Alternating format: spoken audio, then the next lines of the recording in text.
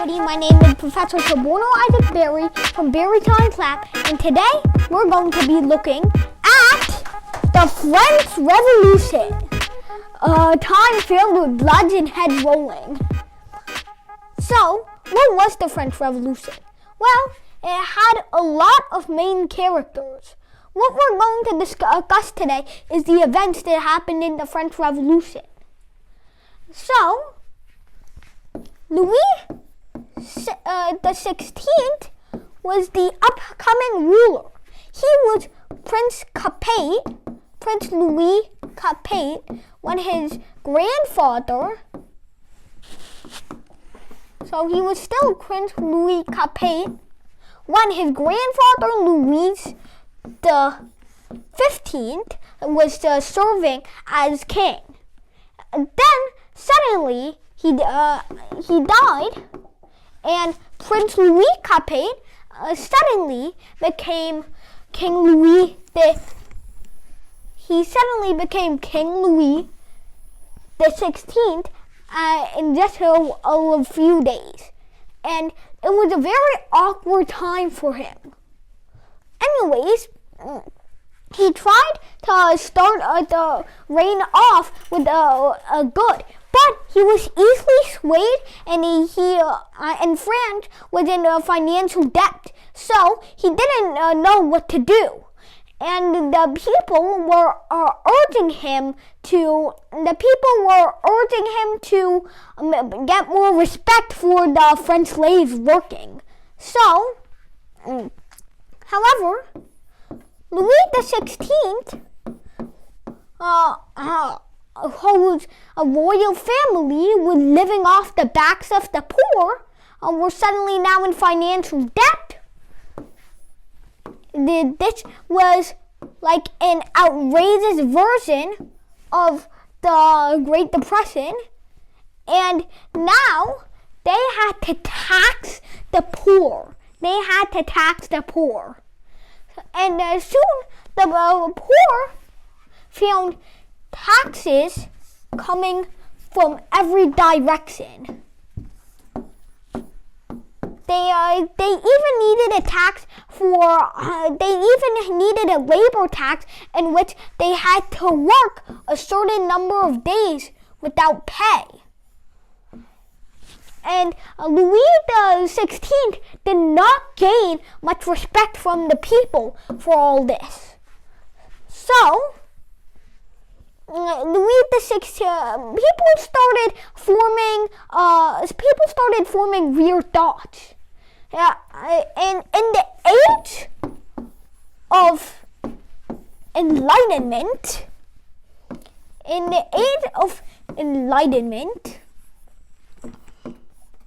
so the people started thinking, what if they didn't need a king after all? Why did the royalty even need to exist? So, now, however, after the age of enlightenment, there were people who started to want to overthrow the king. So, how can we... there were like two groups of these at the time. There were two groups. So, overthrowers were split into... We can split them into two categories, which we'll call moderates.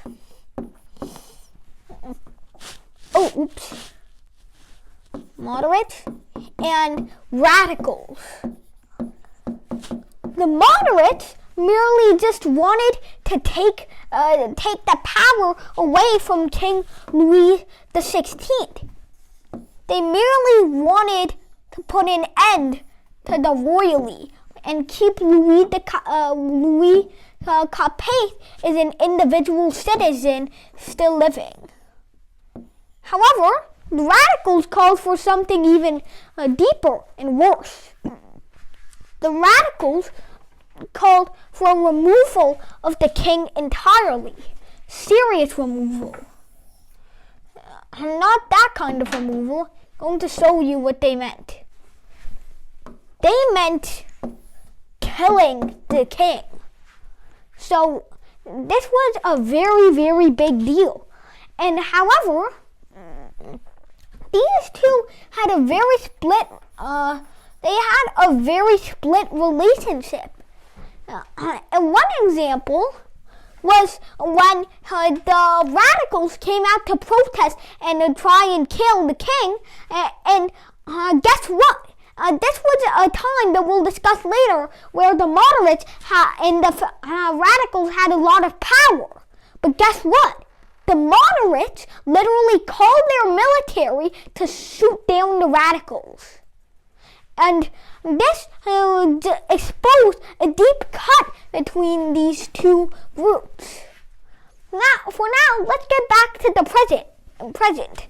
King Louis XVI was in great danger, and so he and his wife decided to try and move. Now, before that, actually, the moderates started forming a government after not making a real one.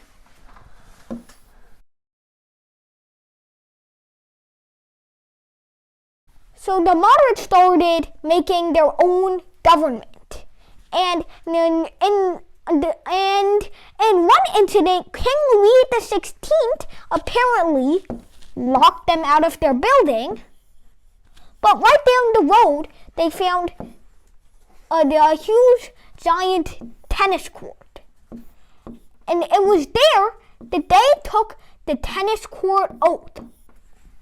The tennis court oath. Swearing that they would always return to that building every day until the king gave in to their demands and abdicated. So, now, the moderates had formed a government, but the radicals were not forming a government, but rather a party. There were many people in this party. However, the most famous and influential ones were people like George Danton, and I'm sure many of you know this guy, but Maximilien Robespierre.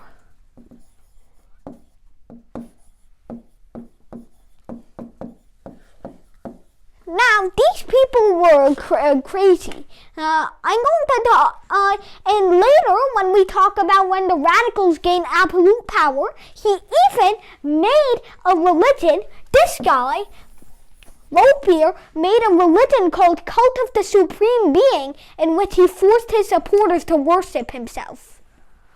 Okay, but what? So now, there was a deep split between the moderates and the radicals.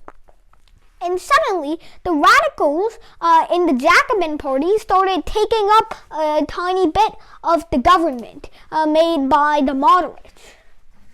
So, the king, these poor people were starting to revolt, and they were killing the upper classes. What do I mean, upper classes? Well, there were three classes in French society. There was basically everybody who was poor. There were the aristocrats, or the nobility.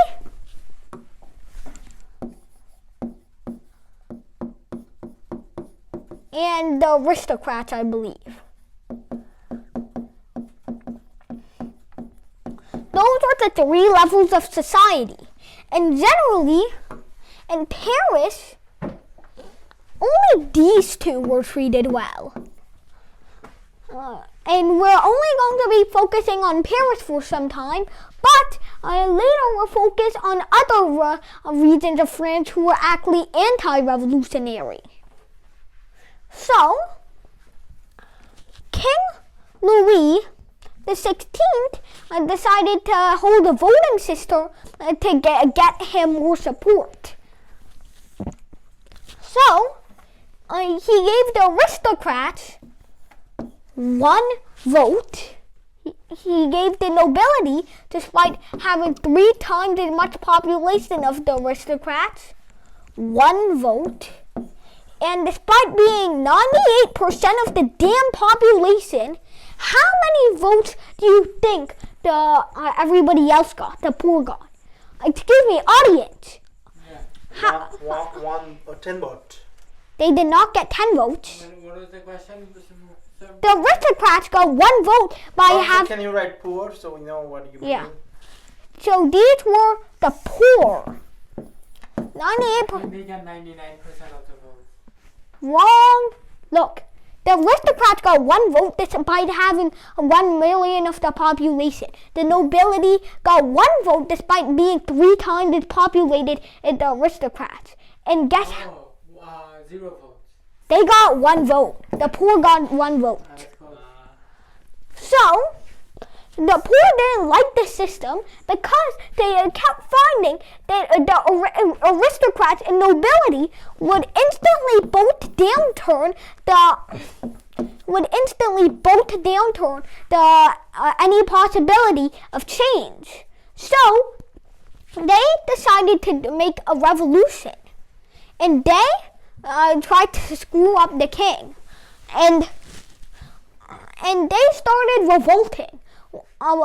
They made a government, and immediately much of the Paris military started to switch to that little military force. Here we leave off at the aristocrats and nobility trying to outvote any change. So these people are making a revolution. Once again, this is Suborno Isaac Berry presenting to you the French Revolution. Thank you everybody for watching, and I'll see you next time.